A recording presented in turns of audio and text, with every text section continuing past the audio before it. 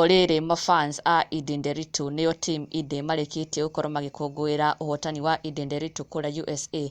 Edday recently just bought a new house na arakorwo akĩmĩonania through her TikTok na gũkũngũĩra na njĩra nene mũno aremetwo kũhitha gĩkeno gĩake. Na her fans gũkũ Kenya nĩ macelebrĩtĩte ndeto ici na gĩkeno kĩnene mũno, no Karen Nyamu nĩ arĩkĩtie kũingĩra nenda-inĩ ciake na gũkorwo agĩthararia gĩkeno gĩkĩ kĩao. Karen Nyamu akĩrekereria ndeto iria ciagĩtiga team Edday matena gĩkeno ona hanini, na oho akĩmatiga megegeire kuona Karen Nyamu nĩaumbũrĩte ndeto iria matarakĩũĩ.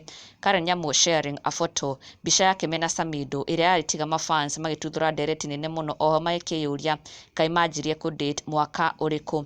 As opposed to what they know, it seems Karen Nyamu na Samido go way back. Karen Nyamu agĩshare a TBT photo ĩrĩa augĩte marĩ na Samido kũrĩa Dubai, na agĩkiuga it's a 2020 photo kuonania he hĩndĩ marĩ na Samido Dubai 2020. Na this is before ndeto ciao gũkorwo ikĩmenyekana, cause ndeto ciao ciacokire kũmenyekana later on in the year, mwaka wa 2020 werekeire gũkorwo ũgĩthira, ona in fact 2021 nĩguo aingĩ makorirwo makĩmenya ũhoro wĩgiĩ ndũgũ yao. Na Karen Nyamu gũkorwo akiumbũra atĩ she was with Samido kũrĩa Dubai in 2020 nĩ ũndũ ũmagegetie mũno.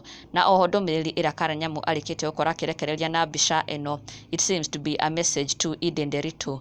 Karen Nyamu agĩkĩra Edday atĩ amũte nake amuoe atĩ ate Samido and she will gladly take over, and in her words Karen Nyamu augĩte mtupe ni msanye.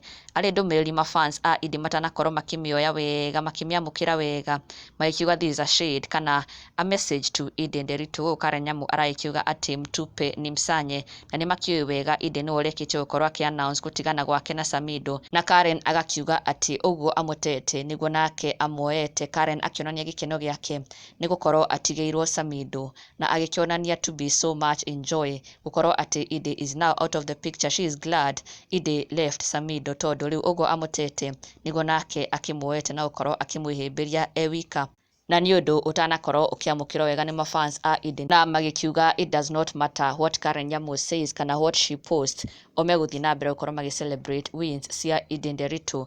Na ndũgakĩriganĩrwo gũ-subscribe for the latest and trending Kikuyu celebrity news. Never miss an update. Subscribe now.